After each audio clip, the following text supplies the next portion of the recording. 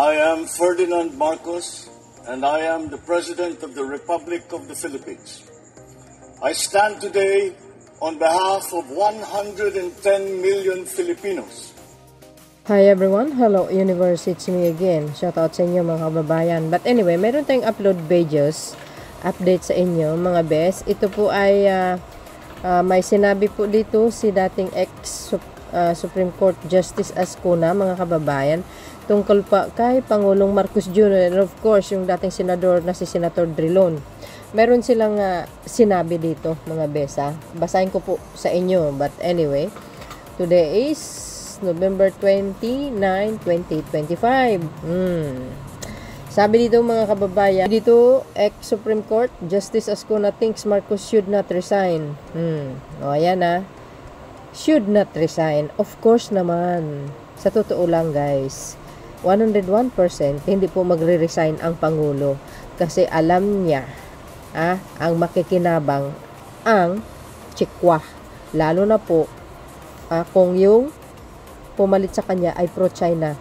Mas delikado ang bansa, kaya ang Pangulo gumagawa talaga sa ng paraan na hindi pwedeng ibigay sa pro-China. Tsaka isa pa, wala pong basihan, no? Walang basihan, kaya yan, no? Sabi po dito guys, tuloy, no? Basahin po natin.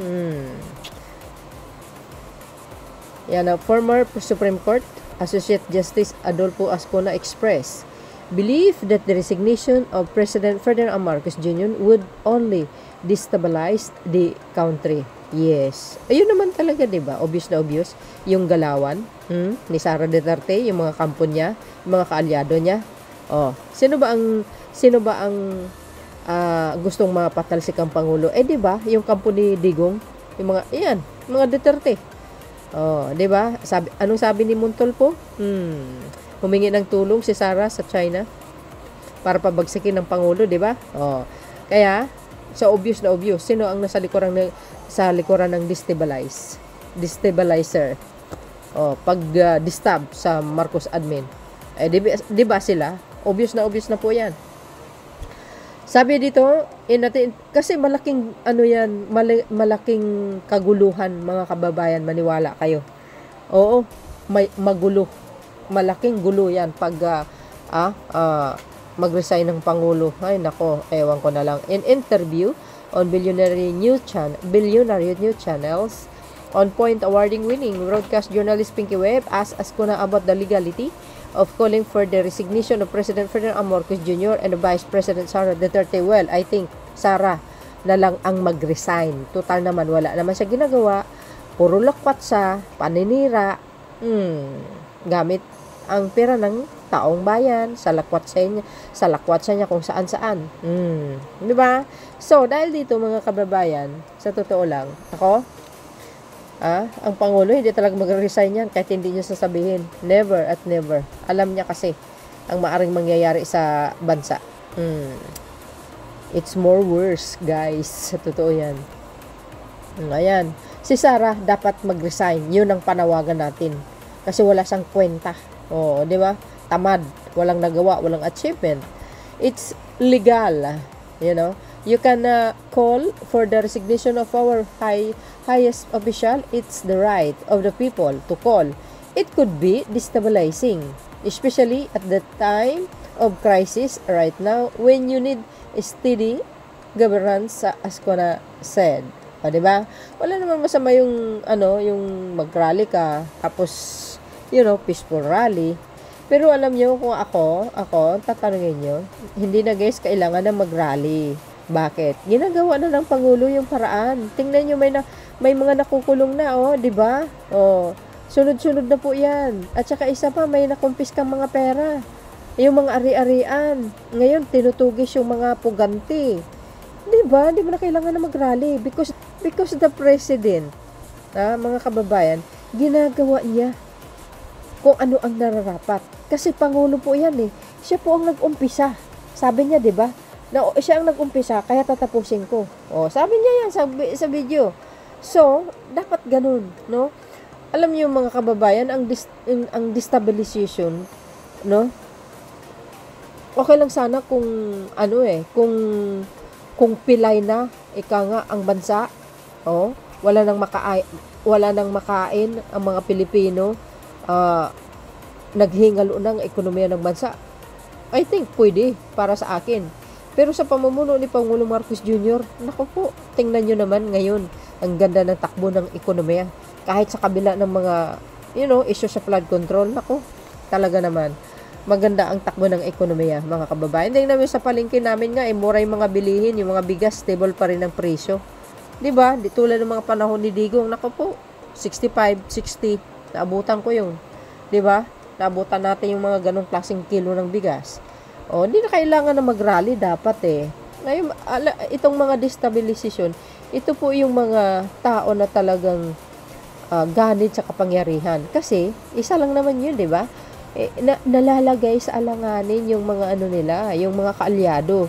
So, nararapat lang gumawa sila ng kaparaanan, guys, para ma-save sila, para mapalaya sila. O, di ba? Ganun lang yun. O, di ba? Obvious ba yun? So much demand has to be balanced against the possible effects of such a possibility of resignation. Tama. Malaking kawawa talaga tayo as in. Magulo. Back to zero na naman. It's like changing horses midstream. It might not be good for the economy, not good for the country. Tama, di ba? Balik na naman tayo sa nakaraan, mga kababayan. Gulo na naman. And should be resorted to only as a last resort. I think in case there's really inability to govern on the part of the highest official. Well, I think, mga kababayan, itong mga retired na ito, siyempre nakakamonitor sila. Kumbaga nakikita nila ang Pangulo na kung ano po ang kung paano ang kanyang leadership. Kitang-kita naman yun, witness silang lahat, tayong lahat, kung paano siya, guys, nagtatrabaho, kung saan-saan siya nakarating para lang mabisita yung ating mga kababayan, para mabigyan ng tulong. Diba? Ang sipag niya nga, ang daming magagandang programa, my goodness, guys. Tapos, ipapalit mo yung totoong corrupt. Diba? Tsaka mamatay tao, guys. Kawawa ang Pilipinas talaga. Kaya ayaw ng Pangulo. Ipaglalaban niya yan. Maniwala kayo. Hindi pwedeng mag-resign ng Pangulo dahil hindi naman talaga. Sabi niya nga, bakit ako mag-resign? Diba? What for? Diba? Ano ang legal basihan doon? Ang legal doon basihan, sa mga DDS lang para si Sara ang magiging presidente nila. Pero kung totoo, kahit saan mo dalhin korte yan, matatalo sila, walang basihan Ano naman ikakaso mo kay Pangulong Marcos Jr.? Yung mga paratang ni Saldico? Gawain niya yun, guys. Magnanakaw yun. Naipit na lang siya. Sino ba yung nasa likuran ni Saldico? Di ba? Naipit na siya, guys. Kaya pinahid na lang kay Pangulong Marcos Jr., Congressman Sandro, FL, tapos ito na naman si Congressman Martin, dinamay pa yung kapatid, dinamay po si Secretary Laurel, tapos tinarget si Jose Castro, di ba, ni Ruben Padilla, what. Iniisa-isa yung mga gabinete ni Pangulong Marcos Jr. Pinapalabas nila, Marcos administration magnanakaw. Huwag kayong ganyan. Sa panahon ni Digong, graft and corrupt. Graft ang kaso kay Secretary Briones ng DepEd. Graft din kay Cosi sa Department of Energy. Graft din kay Cosi, di ba? Sa DOE, graft din kay Doki ng DOH, graft din, tsaka kay Mr. Lau, graft din. Sabi yun, hindi magnanakaw nga Duterte administrations. Wag kami. Nag-research kami kaya. Sabi niya, so much demand has to be balanced against the possible effect. Tama po yun. Wag ganun, di ba? Wag na tayo makikisaw-saw sa mga nagrarally. So, I think, bukas, ang rally nila, sana nga, peaceful yan. Dahil kung mag-create sila ng kaguluhan hindi maganda. Ibang usapan na yan. Kaya mag-ingat sila bukas kasi may mga magrarally dyan na mamaya i-hijack yung rally. another gulo na naman katulad last September 21. O, di ba? Maghahasik ng gulo yan, mga yan. Kaya sa ating kapulisan, magiging alerte kayo. Nako, di ba? Tapos dito, sabi niya pa dito, siyempre, ang idudulot guys ng distab, kapahamakan, baka mas madugo, di ba? Bagsak ang ekonomiya, back to zero na naman, lalo na po yung pumalit, BO, walang alam, di ba? Immature, lack of experience, patay talagang ekonomiya ng bansa. Di ba? Ay, nako, mga kababayan. Ayan pa. When asked if Marcos should resign, Ascuna replied, I think right now, the president should not resign because if he does so, it will, I think, destabilize the situation. After all, he was the one who exposed the flood control scandal and he's apparently taking the proper step to take action so that the culprit will be given justice. Diba? Hindi talaga magde-resign ng Pangulo kasi nga, diba sabi niya, ako ang nag-umpisa niyan, ako ang tatapos. So that's why, yung nakikita niyo may nangyayari ngayon, may development guys, maraming na-confisc ka mga ari-arian, tsaka mga pera, magkano pera? 12 billion, di ba? Plus, tinutugi si Saldico, yung, siyempre, may nakulong ngayon, yung iba, under investigation pa, where, mga best, nasa due process tayo. Di ba? Hindi naman pwedeng basta-basta ikulong mo na lang yung tao. Di ba? Na walang due process, tapos, kalaunan, absuelto. Yun pala, gawa-gawa lang. Wag na naman, ganun. Dapat sundin kung ano nakalagay sa batas. Hindi naman talaga style EJK yan eh. Pag nag-name drop ka, tumba ka agad. Ano yun? 'Di ba? Wag ganun. Si PBBM, laging dumidepende yan kung ano po ang nakalagay sa salikang batas. Tama naman po yun. So let's give him a chance to show that he will be equal to the tremendous task that faces his office. Yes. Ay, ikaw nga, ang Pangulo, gagawin niya po lahat. Sa totoo lang. Para mapakulong itong mga to. Ayan na nga, nag-umpisa na eh. Kaya maghintay lang tayo talaga. At saka isa pa ha, challenge po sa Pangulo yan guys. Itong issue na ito. Dahil ito, pag lahat ito nakulong, masasabi natin the best president forever talaga. Ascuna said that so far, the piece of the flood control investigation has not been too slow. Diba? Hindi naman tulad ng mga nakaraan, patay ang hustisya sa atin kaya may mga kaso nandoon, nakakulong yung mga kaso, hindi lumalabas. Ngayon nagpalit ng administrasyon at nagpalit ng ombudsman. Nako, daming kaso na guys. Ang iba masusolve na talaga mabilis, no? Hindi naman sabi niya nga has not to been too slow. Totoo naman yan kasi nasa due process tayo. Hindi naman instantly yan ipakulong mo yung tao. 'Di ba? Ganun talaga investigation eh. I think so far this has not been too slow. It has to been really following due process, you see? 'Di ba?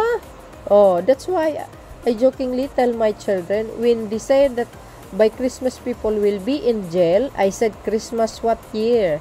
He said, so when you say Christmas time, you have to add your year to that. We are clear on that. Agay. Advance Merry Christmas sa inyong lahat mga kababayan. Christmas na nga talaga. I think so far, hindi naman masyadong mabagal. Sabi ni Ascuna, I think the pace is not too low. Yes.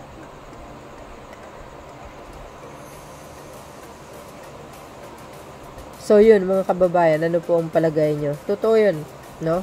So, ang Pangulo, kahit anong gagawin nyo guys, hindi talaga mag-resign yan dahil alam niya delikado ang bansa sa pro-China. Don't quit now. As Ascuna says Marcos must finish what he started in the flood control. Yes. Diba? Dapat tapusin niya muna kung ano po yung naumpisan niya. That's all. Diba? Linisin niya. Kasi alam po natin guys, dekada na pag nanakaw dito eh. Dekada na. Si PBBM lang may lakas. My goodness. Saan ka makakita niyan? Mismo sa kanyang administration. What the hell? Oh, saan kayo makikita niyan? Si PBBM lang mayroon. Tsaka siya lang mayroon malasakit. One of the best president in the world talaga. Ang ganda ng kanyang leadership, sa totoo lang. Ang dami talaga pumupuri sa kanya. Even yung Prime Minister ng Vietnam, ay pinuri niya ang Pangulo sa kanyang leadership.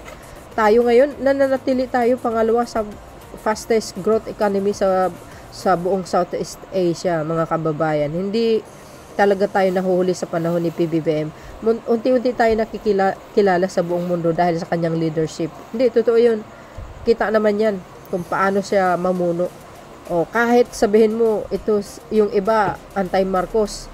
So I think, Attorney Escona is anti-Marcos, but siyempre, nakikita nila yung galaw ng Pangulo, yung leadership niya. Diba, ma-overwhelm ka, ma-amaze ka sa kanyang leadership, lalo na pag sa international, yung mga working business niya sa mga iba't ibang bansa para lang mag-encourage ng mga, yung mga famous na businessman para mag-invest. Hindi naman po tayo nabigo, hindi naman tayo niya binigo dahil marami nag-invest dito sa Pilipinas ng mga banyaga at mga local din. Kaya itong mga mga retired justice, well, nakamonitor sila. Alam nila ang galaw ng Pangulo. That's why, ayaw nila mag-resign. Kasi wala namang kwenta yung vice presidente niya. Kayo naman, puro Dora the Explorer lang naman ginagawa niya. Oo, tamad pa, puro paninira. Yun lang. Hindi lang yan. Ito po yung sinabi ni Drilon, mga kababayan. But before that, guys, ayan, Malacanang lockdown mood activated. Sabi ng bilyonaryo. Look, police personnel installed razor wire barricades, concrete barricades, barrier and container bands along Solano Street at the corner of Ayala Boulevard in Manila on Saturday, November 29. The measure are part of the preparation for the anti-corruption protest scheduled for November 3. Puro sila rally. Wala naman sila nagagawa or ambag. Dapat nagdasal na lang sila para sa kaayusan ng bansa. Ganun ba? Magrarally ka, nako. Sanhi ng kaguluhan kaya yan. Ewan ko sa mga to. Dekada na nagrarally, hindi naman umisenso ang bansa. You see, mga bes? Did you see that? Yan. Ito pa. Yan. Yan, binalik na naman. Pag nagkagulo sila bukas, yung mga hijacker na yan, nako, damputin nyo sila at itapon sa Bartolina. Diba? Yan. Kaya preparado na. So, dahil dyan, ito po yung sinabi ni dating Senator Drilon. So, sabi ni dating Senator Franklin Drilon, mga kababayan, ang panawagan na ituloy natin ang investigasyon dapat mabilisan, maparusahan ang mga nagkamali. Hindi pwedeng makalimutan ito. Pag nagpalit ng liderato, siguradong makalimutan lahat yan. Wala na. Back to normal na naman. Balik na kawan na naman sa kabanang bayan. Pag nawala si PBBM. Totoo yun. At least ngayon, madala na kayo. Kaya ako'y hindi pabor sa mga panawagan na resignation dahil yan, it's diverts of our attention to the real problem that we have. Kaya nga, divert. Kumbaga, yun ang